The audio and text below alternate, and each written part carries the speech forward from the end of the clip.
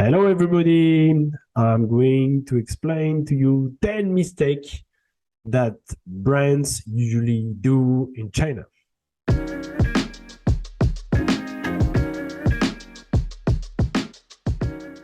My name is Olivier VEROT. I'm the founder of GMA, and we are a digital marketing agency, around 80 people in China, based in Shanghai.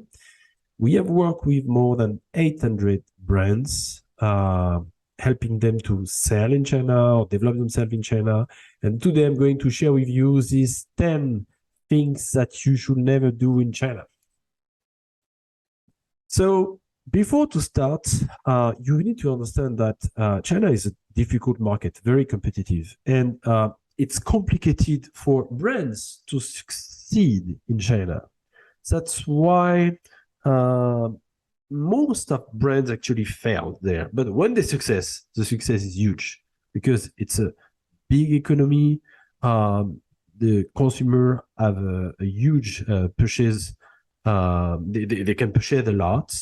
And basically, they need a partner. They need a lot of people to help them to succeed in China. It's not easy. China is not easy. So mistake number one, they think they are famous and popular in China. Most of brands think because they are successful in their country, or because some Chinese people based in their country buy their product, they think that they are famous in China. Actually not. The TV is different, media are different, internet are different between your country and in China, so it has no link. Sometimes brands are totally not famous in their country, but very famous in China. I'll give you an example. Montagu. Montagu is a French kind of like shirts brand for men, but for all father, we never know in France at all, but in China it's extremely popular. It's extremely famous, this brand. It sells to all the mature men who wear a Montagu like a polo and yeah.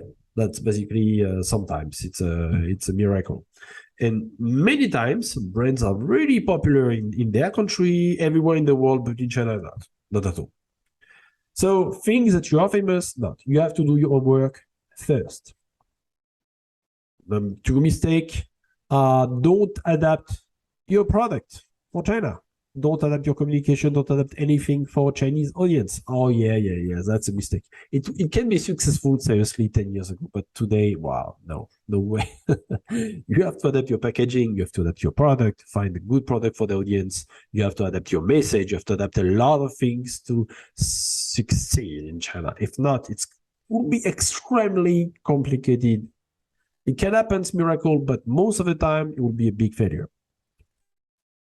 Mistake number three, think that it will be easy and no need to invest. No. China is not easy at all. It's a super hard market, very competitive. I just give you an example. You want to sell baby milk, for example, in France, you have like, what, 10, 15 brands. In China, 200. Boom, 200 competitors. So yes, the market is bigger, but a lot of competitors. And you have to don't think it will be easy. You have to prepare for hard battles to succeed in China. Mistake number four, contact distributors without communications. So this, I see that all the time. You contact distributors and you say like, hello, my sometimes you contact them via emails. So they have a receiving plan. Say I've contacted 1,000 distributors by emails, but nobody reply my emails. Of course, Chinese people don't read emails. They never read emails. Nobody read emails in China. Communication is via WeChat. Okay.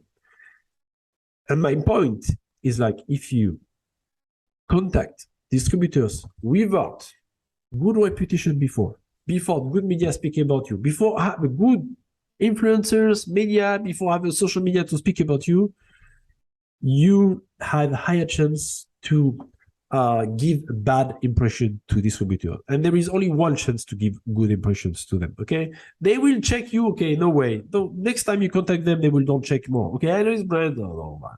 Was bad like 3 months ago. No, today it cannot be good.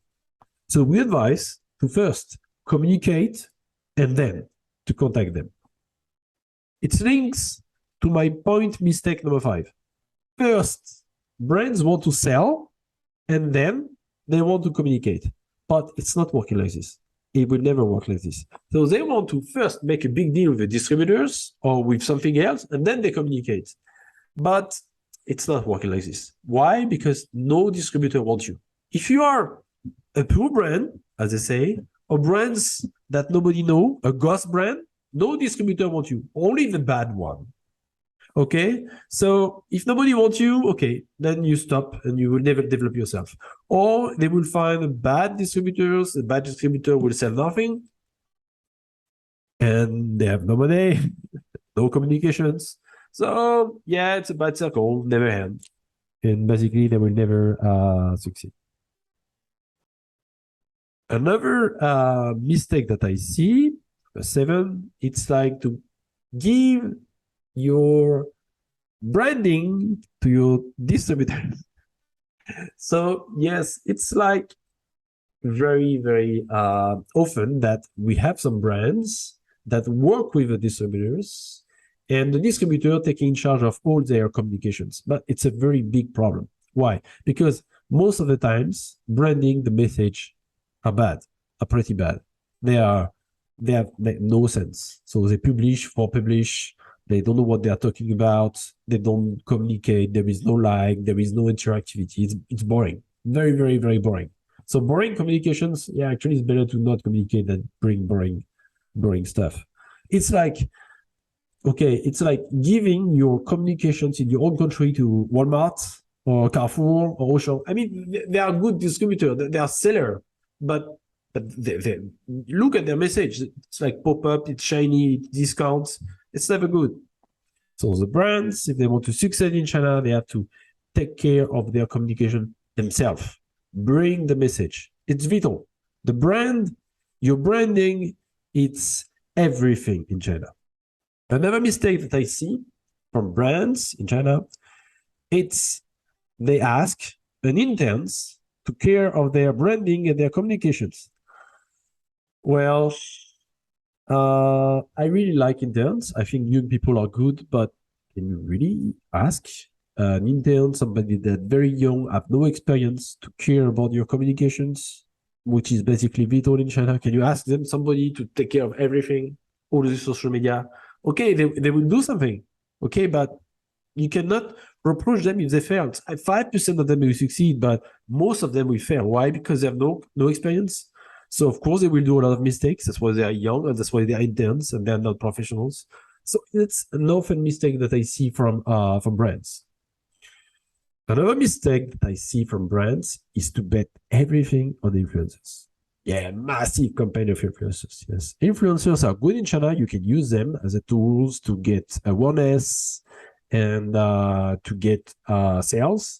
But you cannot bet everything on that and just that. And many of them do this mistake. I see that. So if you do influencers, it's like if you do ads.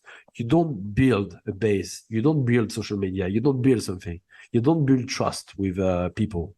You don't, when people search influencers, 10 minutes, 5 minutes, or if the people do this show, it's get a lot of audience, and later, nothing. So it's better to mix between reputations, your own social media communications, your Tmall store, and then basically influencers. It's a little bit about everything. Okay, we have done some wonderful campaign, for example, for Martidem of influencers, but they have first good reputations, then they sell on Tmall, then they have their own social media communication, and then we have put a very big successful campaign on Xiaohongshu about influencers, make their product extremely trendy and sell a lot, but because they have everything together before, not just as simple tools. And mistake number 9 is to underestimate the time brand needs to succeed in China.